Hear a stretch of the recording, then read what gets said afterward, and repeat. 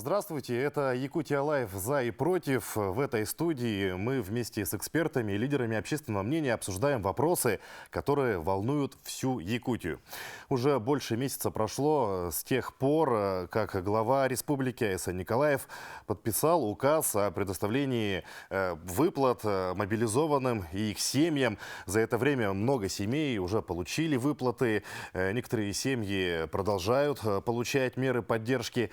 Между тем, в республику уже начинают возвращаться те, кто ушел на спецоперацию в первых рядах, подписав контракт на прохождение службы в зоне специальной военной операции. О том, какую помощь им оказывают государство и общество, мы сегодня поговорим с гостями в нашей студии. Ну и для начала напомним о мерах поддержки. Афанасий Васильевич, расскажите, что в себя включают меры поддержки для семей военнослужащих и как их получить?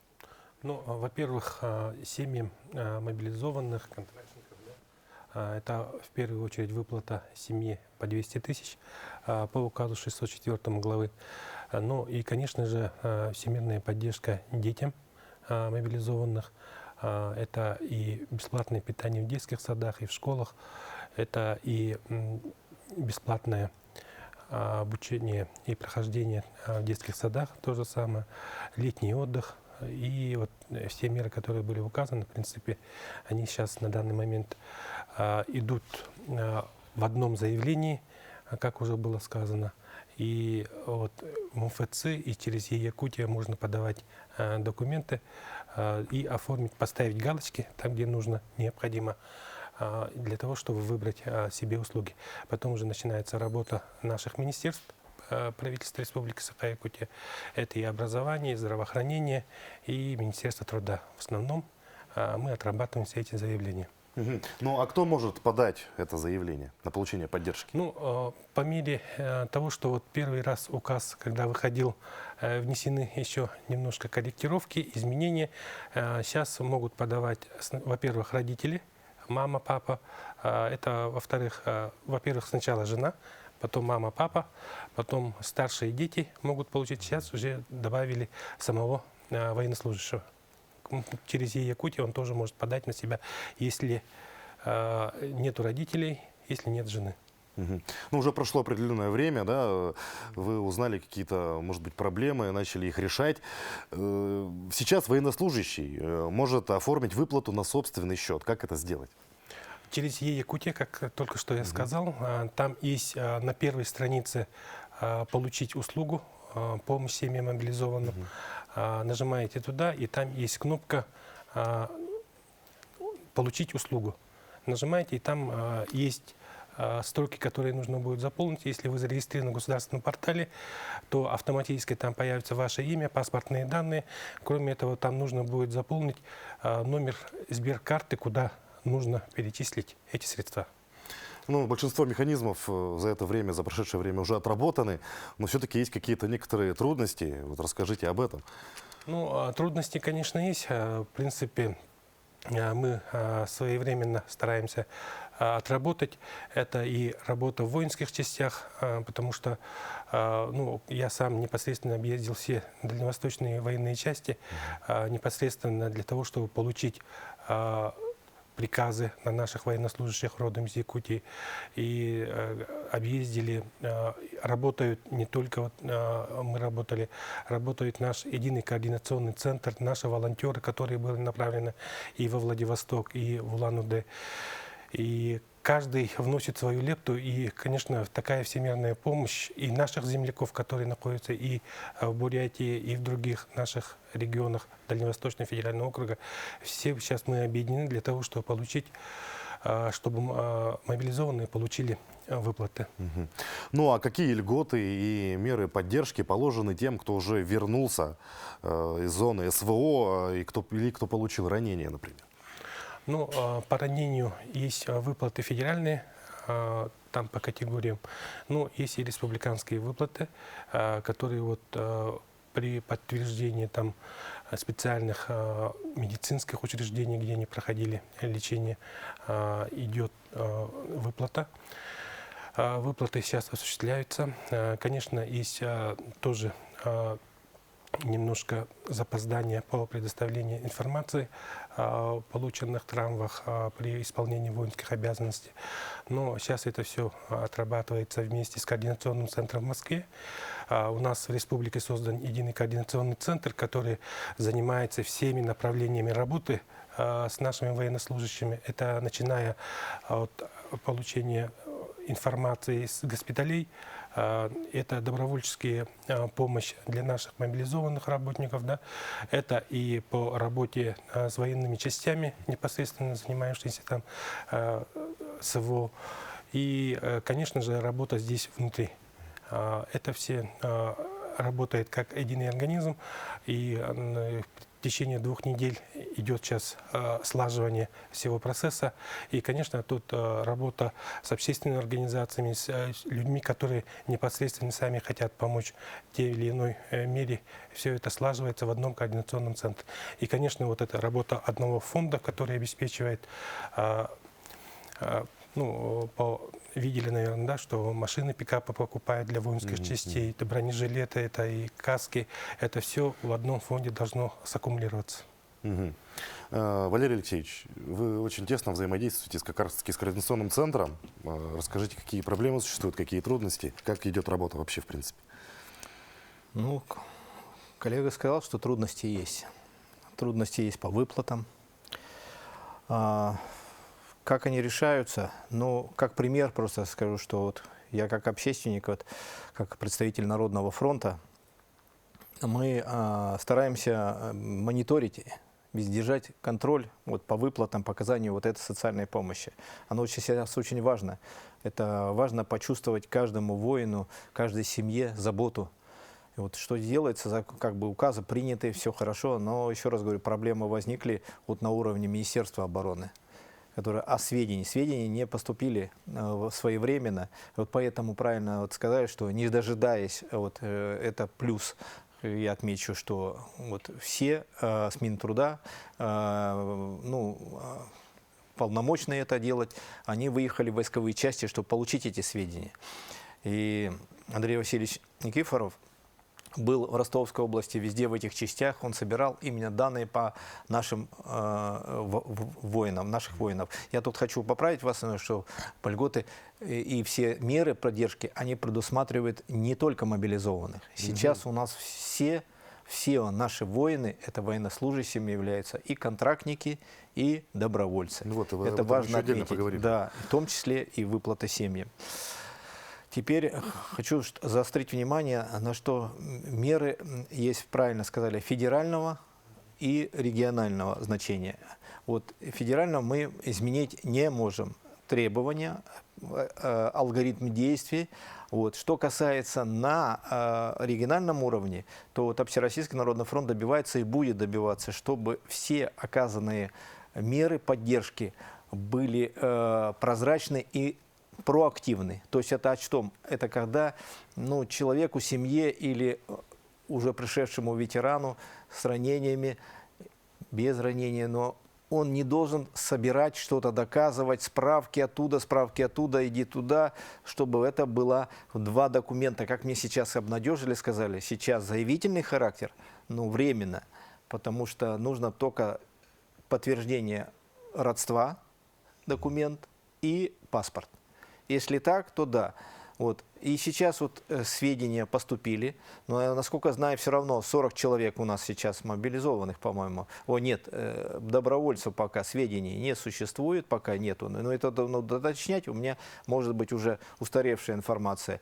Вот. То этот вопрос все равно надо решать. Если на кого-то сведения не поступили, наверное, я буду к главе обращаться республики, к Арсению Сергеевичу, к нашим коллегам-депутатам. Я не знаю, как это решать, но решать надо, чтобы выплаты и социальная поддержка была всем оказана до того, как поступят какие-то сведения. Потому что по-любому брать это бюрократическое движение. Получил, кто-то не доработал, кто-то все. Вот это не должно отражаться на наших бойцах. Они свой долг выполнили. Вот, кстати, я хочу поблагодарить в вашем лице всех ветеранов. Ребят, как от всех афганцев, от себя лично, это честь, потому что тоже бы хотелось бы, конечно, и, может быть, и удастся еще свой как-то. Но я хочу сказать, что ребята молодцы. Я вот когда встречаюсь с ними, когда возвращаются, у меня прям сердце бьется, потому что тоже... Ну, я считаю себя тоже, что воином, и не считаю, а так оно и есть, потому что я думаю, что, возможно, еще будет вторая, третья волна. Мы не знаем, дай бог, чтобы ее не было. Мы все за то, чтобы, но надо готовиться к худшим. И вот как раз это про это, чтобы сейчас алгоритм действий, помощи семьям и ветеранам был отработан до нет. И пока его нет, этого алгоритма четкого, нужно начать выплаты. Выплаты идут, большая часть семей и так далее, мне сказали, уже получили. Но еще раз говорю, это не есть результат еще, нужно стремиться, чтобы все получили выплаты и своевременно. Поэтому, что касается, еще хотел отметить, ранений. Ребята получают ранения, нет руки, ему пишут легкое ранение. Как так? Откуда документально? Что-то там говорят, надо запрос сделать в госпиталь, надо там все. Это же важно, какое ранение, какой характер. Конечно, я понимаю, что это медицинская, военная медицина, она будет делать, военно-врачебная комиссия, она делает заключение, какого характера ранения. Но на это обратить надо внимание, потому что есть тут вопрос несправедливости. Очень тонкая грань, сам знаю, получал ранение, у меня было сперва легкое, потом квалифицировали тяжелое и комиссовали. Вот это все, одна комиссия так решает, другая так. На передовой у них, если человек живой и без руки, это считается легкое. Другое дело уже здесь, уже, вот я тогда в СССР был, сейчас в России, совершенно другой должен быть подход к этому. Теперь, что касается семей погибших. Очень важно отметить, что сейчас недостаточно проработана тема поиска пропавших без вести. Человек, может быть, ушел и где-то выполняет свое задание, не может выйти на связь. И такое может быть. Вчера просто удалось чудом найти, опять же, через наш ресурсный центр. Вот. Андрею Сандоминовичу Федотову большое спасибо, он возглавляет центр. Как-то закинул информацию и сразу решилось. Привезли бойца в Мариуполь с передовой, чтобы только позвонил матери. И вот это отношение, оно такое должно быть к нашим солдатам. Он позвонил матери, все стало, все. Он, главное, живой. Ей не надо информацию, где он находится, как, что он выполняет секретное задание, он в разведке. Вот у меня тоже вот молодой человек стоит, в разведке, знаю, служил. Что разведчики, он подтвердит, они сотовые не берут с собой. Это могут прочитать и так далее. Ну, разные ситуации жизненные бывают. Но помогать матерям, успокаивать – это наша Для задача. матери самое главное знать, Жить, что ее сын жив, что он живой, что это живой важно, и что у него А всё в здесь порядке. мы тоже должны сделать все, чтобы семья чувствовала себя, нашу поддержку.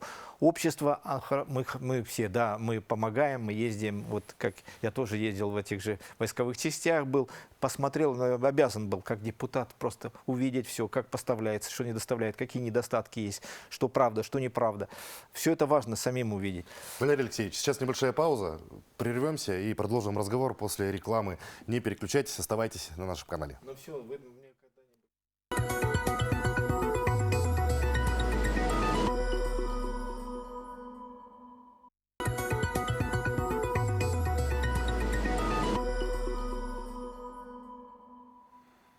Это Якутия Лайф, мы продолжаем. Афанасий Васильевич, у нас в студии находятся два участника специальной военной операции, добровольцы. Расскажите, какие меры положены добровольцам? Ну, указом президента страны они приравнены к военнослужащим, и поэтому те меры, которые они уезжали отсюда, с Республики Саха-Якутия, и они наравне с мобилизованными тоже имеют право на все льготы, которые на данный момент есть. Тут немножко сложнее с контрактниками, которые непосредственно служили в срочной службе, потом заключили контракт где-то в Приморье, например.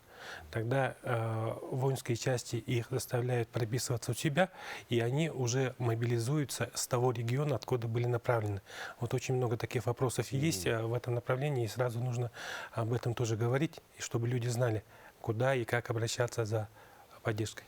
Ну, то есть, получается, например, супруга солдата, который, например, отправился дальше по контракту на военную, на спецоперацию, вот ей как-то нужно получить поддержку. Что ей делать в такой ситуации? Ну, во-первых, Она же не как- знает о его прописке, что его прописали где-то в другом месте. Да, то есть нужно как? будет Как обязательно ей быть? уточниться, потому что есть моменты, когда люди не успевают прописываться, уезжают, да, а есть люди, которые уже прописались вместе с женой даже там на месте, и, конечно, в этом случае нужно будет обратиться, чтобы мы вышли со своими запросами в другой регион, чтобы проконтролировать все выплаты, которые предназначены тем или иным регионам. В нашей студии непосредственно участники спецоперации. Это добровольцы из отряда «Ботур». Сергей, Илья, расскажите, пожалуйста, получаете ли вы ту поддержку, которая положена? Все ли выплаты получили? Ну и вообще, как можете оценить уровень поддержки у нас от Якутии, вот именно наших добровольцев и бойцов всех, в принципе? Ну как? Поддержка есть, поддержка оказывается. Вот в деталях я сейчас вам ничего не могу сказать. Но все, что необходимо. На данный момент сейчас нам должны были выплатить по истечению нашего контракта, истечению 3 месяцев, выплаты от Республики Саха-Якутия, то есть это 205 тысяч, да? 200 тысяч. Да, 200 тысяч. Их до сих пор нету. Может, это как-то от срока зависит, ну, то есть нужно сколько-то времени. Вот мы приехали 2 ноября, и сейчас какое число? 11 число, до сих пор нет. То есть пока в ожидании. 14 число, до сих пор нет, да. Афанасий Васильевич, с чем может быть связана проблема? Ну, проблема может быть именно в том, что с воинской части нету приказа об начислении подтверждения военкомата. У нас все идет через военкомат в этом направлении. И, конечно же, тут есть проблемы. Может быть, есть возможность взять на говорили. контроль нашему правительству? Конечно, мы с каждым отрабатываем в индивидуальном порядке, и с ребятами тоже мы сейчас, вот Андрей Васильевич непосредственно ездил и на Донбасс, там с нашими заявками, которые не поступили с воинских частей. И вот Барс, добровольцы, в этом направлении тоже работа идет в индивидуальном порядке. Сейчас привезли уже большинство документов, которые подтверждают, и сейчас остались где вот 40 человек, которые непосредственно было, да, и с ними тоже отрабатывается в индивидуальном порядке. Ребята с собой привезли приказы, и вот сейчас решаются вопросы, как непосредственно, чтобы без волокиты, как Валерий Алексеевич говорит, чтобы им начислить. Хочется узнать у наших добровольцев. Смотрите, очень много информационных вбросов в интернете, в соцсетях о том, что забрасывают без подготовки вот, ребят, бойцов. Вы сами были на передовой. Расскажите, так ли это? Много ли не готовых ребят? Или все-таки приходят уже как-то подготовленные, прошедшие слаживание бойцы? Ну, слаживание, конечно, мы проходили. Подготовка у нас была. Перед тем, как попасть на передовую линию, мы проходили подготовку в учебном центре в Ростове. Ну, как долго длилась подготовка, чему учили, какие навыки Подготовка отрабатывали? была насыщенная, обучали достаточно грамотные инструктора. Что-то вспомнилось, что-то новое приобрели, вот какие-то вот навыки. Подготовка была разносторонняя. И по медицине нас обучали, и обучали нас стрелковому бою. Вот. Ну, то есть можно сказать, что, в принципе, подготовили полноценно. А если те, кто не подготовлены, встречали ли вы вот среди, может быть, из других кого-то, из других рот, из других подразделений, не готовых ребят абсолютно, которых только забросили, они, чтобы вот в растерянном себе виде вели как-то? Такое было? Можете такое вспомнить? Ну, Но все-таки в основном... В моем опыте, вот на моем опыте я вот такого не могу Ну, то есть это вспомнить. вбросы, то есть мы можем прямо сказать, что это вбросы. Можно смело говорить о том, что те ребята, которые находятся на передовой, они все Если вы подготовлены. говорите о том, что вот мобилизованных призвали, Да, сразу может быть, отправили, мобилизованных, да, вот, например, на да. передний Из край, да. мобилизованных кого-то. Из может быть, видели. мобилизованных. Вот такого я не знаю. Вот. Ну, то есть такого не видели. Ну, хочется узнать, а почему вообще вы решили стать добровольцем? Это зов сердца, какое-то желание защищать Родину? Ну, это вот вы уже ответили на этот вопрос, да, и зов сердца, и желание защищать Родину. Ну, у каждого что-то свое, может быть. Показать пример Расскажите. детям. Вот, пример детям. Конечно. Вот у меня 5 детей. 4 сына, дочь. И в первую очередь, конечно, для сыновей я должен быть примером. Ну вот, это вот и было основным решением. Потому что дети у меня растут. Старшему сыну вот 17 лет, младшему сыну 4 года. Ну, действительно, кем мы еще можем быть, если не примером для своих детей в первую очередь? Ну, абсолютно правильно, да. То есть личным примером в кустах не прятаться. Да, глубокое уважение, потому что 5 детей, и есть еще другие, я знаю, критерии, по которым вот, В принципе-то и не берут. можно По было, идее, можно и не было бы не ехать, идти, и да. совесть была бы чиста. Ну вот такое вот решение, это Вот вот, меня знаете, еще и брать не хотели. вот, То есть изначально как-то уговаривали остаться, что ли? Да. Было такое, что меня не хотели брать, но я с нашим командиром БОТУР Александром Колесовым поговорил. Кстати, он тоже является многодетным отцом. Он меня послушал, поговорили мы с ним. Ну и в итоге вот в отряд зачислили. В итоге, получается, самые отважные, смелые и ответственные у нас многодетные отцы, да, как ни странно. Илья, откуда возникло желание пойти на спецоперацию? Может быть, поделитесь? Желание появилось не сразу, конечно, как только началась спецоперация. Но я как сирота скажу то, что меня воспитало государство, да. И хотелось бы как-то поблагодарить. Ну, долг перед Отечеством чувствовал. То есть чувство долга, оно звало. Да, как такое есть. Ну, вообще в республике продолжается сбор средств и вещей для добровольцев и мобилизованных. Скажите, ощутима ли была эта поддержка?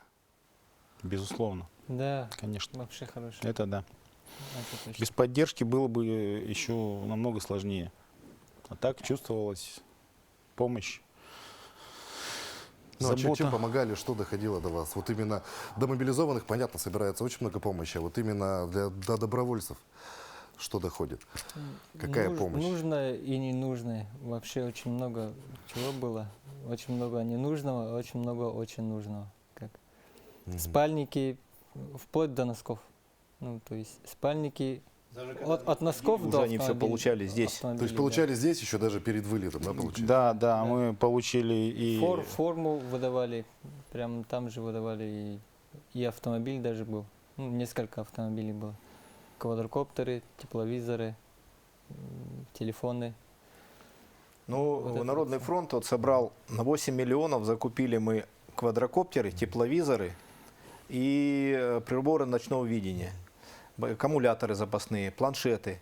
Вот все ребятам потом передали вот это все. Это благодаря вот еще разным организациям, предприятиям собрали деньги. Потом еще довозили, но даже, я не помню, мы провожали вас с Арсением Сергеевичем, нет?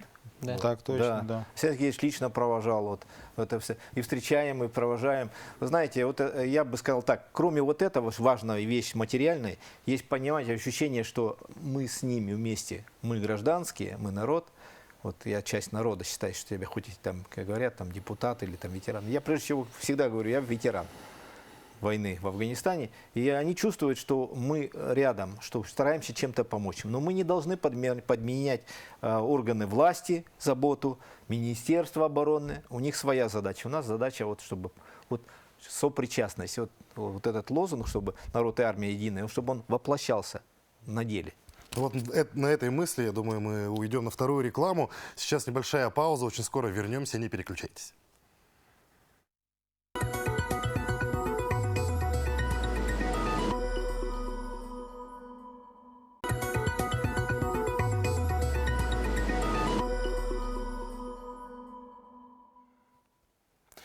Это Якутия Лайф. Мы продолжаем. Очень часто звучит такая мысль о том, что Якутия впереди всех, Якутии помогают больше всего. Вот расскажите, заметили ли вы, что вот именно от Якутии поддержка получается самая такая активная, самая массированная, а с другими регионами же вы взаимодействовали, с представителями других регионов, с бойцами других регионов? Ну, вот, Как они вообще реагировали на то, что вы приехали, то есть, что вы получаете такую поддержку? Вообще вот мне вот повезло служить с ребятами, которые тоже были в нашем отряде Барс-2. Они были из Приморья. И они очень интересовались вот именно механизмом, как вот нам какие-то выплаты. В общении с ними они как бы говорили так, что вот им, например, ничего, ничего, никто ничего, ну, выплаты никак ни про какие не говорил. А вот То есть на региональном уровне у них у них не было. Сейчас, конечно, там тоже позиция поменялась, тоже поддержку сейчас они получают. Вот я с ними общаюсь. Они уже говорят, что да, механизм уже отработан, что они тоже сейчас также помощь получат. Но это уже сейчас. А на тот момент они просто, ну, откровенно завидовали. И приходили к выводу, что надо было не с Приморья на специальную военную операцию ехать, а приехать надо было в Якутию, и с Якутии ехать уже на специальную военную операцию. Потому что поддержка, конечно, да. Вот на примере вот парней с Приморья, да. Я вот один пример приведу. Оно по сети гуляло видео, ролик. Магаданцы сняли, как мы провозили грузовики и раздавали форму, аптечки, все, зимнюю форму, обувь, резиновые сапоги. Все, что заказывали, все прям по списку мы привозили. И они сняли, ну, сдалека так говорит. И там комментарий такой был. Вот как Республика Якутия относится к своим бойцам. Я понимаю, что не все получают, потому что мы же ездим туда, где 300 человек, 400 человек. А есть у нас бойцы, контрактники, которых мы про них забываем, что им тоже нужно 5, 2 человека, 3. Но тут мы уже отрегулировали логистику, доставку адресных посылок. Вот сейчас началось вот это вот вдогонку, ну пускай, но зато готовятся сейчас склады в Донецке, в Херсоне, которые будут логистика, поставки, все, что необходимо, уже ближе туда к ленточке или даже за ленту. Вот это тоже очень важно. Все вот эта работа идет. Централизованный закуп идет, создана экспертная группа по тепловизорам, по квадрокоптерам. Это сложное техническое устройство. И не все понимают, что не все подходит далеко. Нужно в этом разбираться. По другим вещам, вплоть до машин уже сказали, там так далее, все, вот эта отработка идет, штаб при главе, который работает. Но еще хотел сказать, что вот, ведь еще раз повторяю, когда мы ездим, передаем, тут не только вещи важны. Важно общение, что мы приезжаем в этой части, что мы общаемся. Мы там провели обряд очищения. Был с нами женщина, которая, ну, имеет это полномочия, как говорится, священника, или как, я не знаю, как выражаться. Поэтому это тоже важно, вот эта сторона. Илья, вот хочется узнать у вас атмосфера, вот какая атмосфера, например, я имею в виду общение, например, с ребятами из других регионов, да, есть ли какое-то единение, чувствуется ли это именно там, в зоне спецоперации? Спросите еще раз. Чувствуется ли, что вы едины вот именно в зоне спецоперации? Да, конечно, То есть есть. с братства, какой-то братский дух, это присутствует? В обращении есть брат. Да, друг есть, другу. конечно, безусловно. Потому что особую роль играет то, что все мы с одной региона, и есть даже бойцы, которые связаны родственно. Мгм.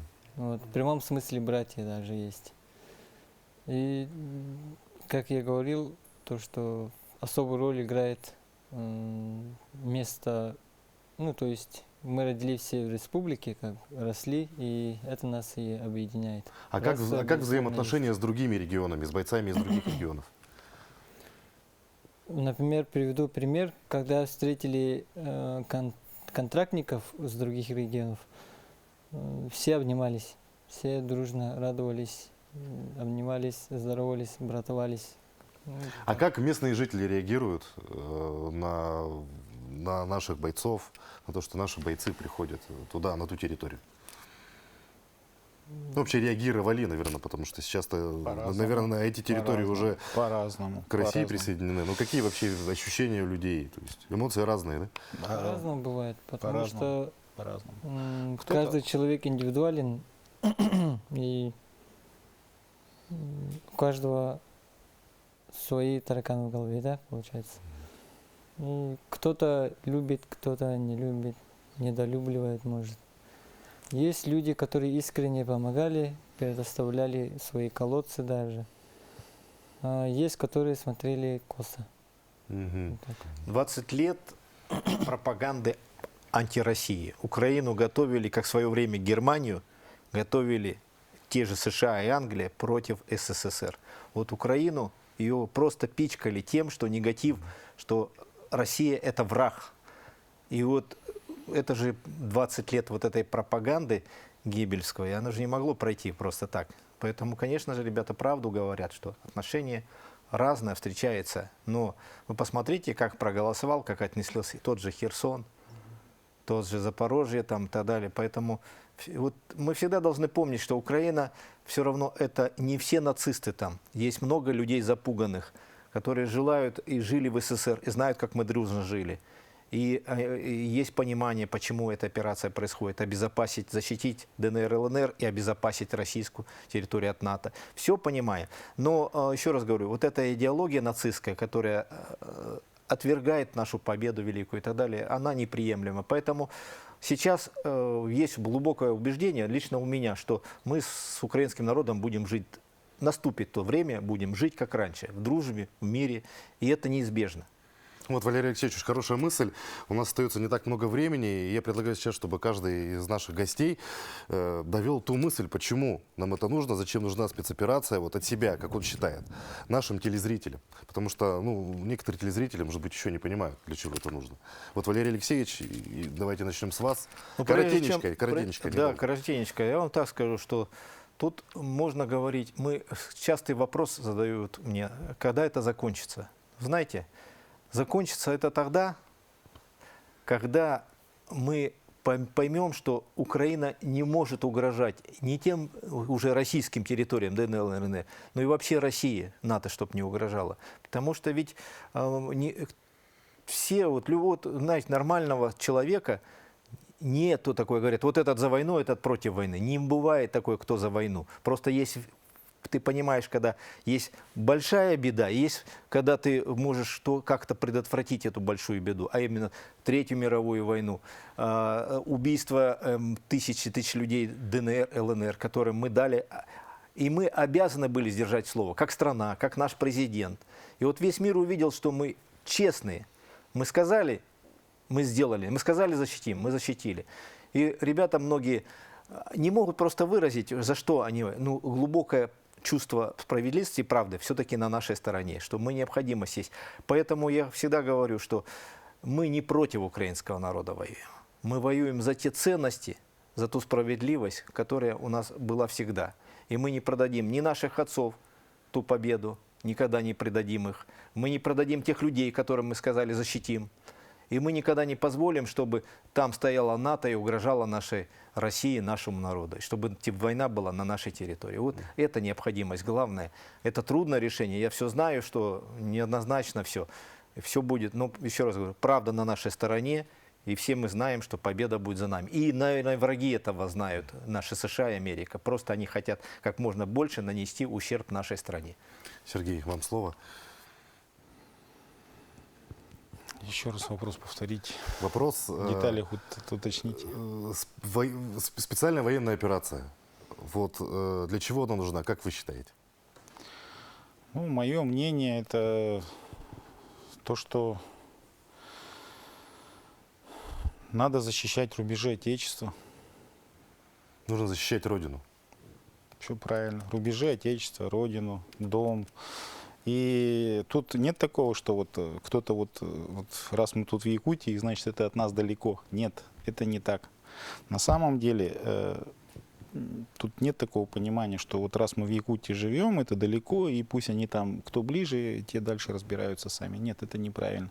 Поэтому так же, как вот мои коллеги, вот братья по оружию, мы все туда и поехали. Илья, зачем нужна спецоперация? Что бы вы сказали нашим телезрителям? Ну, во-первых, надо понять то, что спецоперация проходит не просто так, как бы, да. И надо понимать то, что это не против Украины, а против Нацистской власти. да, нацистской власти вот этой. И надо понимать то, что там не только Украина, но и весь Запад, как бы. Они Мы уже давно не с да, Да, мы уже воюем давно не с воюем. Украиной, Да, действительно. давно уже воюем, как бы. Они уже зуб точат на российские территории уже давно. И как бы надо понимать то, что надо укреплять свои рубежи государства, ну то есть границу, да, чтобы рядом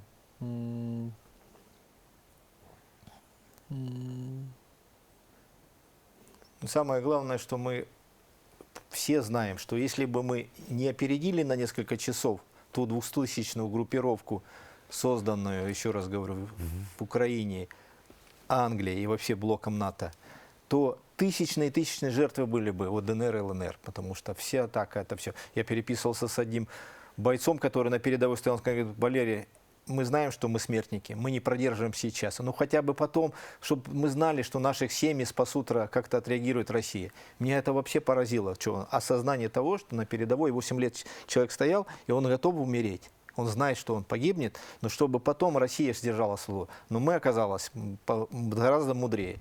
Если драка неизбежна, надо быть первым и защищать свою территорию как можно дальше от наших границ. И Валерий Алексеевич, все, на этой мысли закончим. Афанасий Васильевич, буквально пару слов, и мы заканчиваем передачу. Ну, России всегда угрожал Запад. Это с давно исторических времен, потому что американцам и фашистам не нравится сильная Россия. А для того, чтобы ее защитить, нужны люди, патриоты, которые любят свою родину, мать, жену и дочек. Всё. Я хочу сказать спасибо всем нашим гостям, спасибо, что пришли к нам за этот разговор. Особенно большая благодарность нашим добровольцам, бойцам. Ребята, спасибо вам. В любом случае победа будет за нами. А я напомню, вы смотрели программу «Якутия Лайв. За и против». Смотрите нас по будням в 19:15. Расскажем, чем живет Якутия.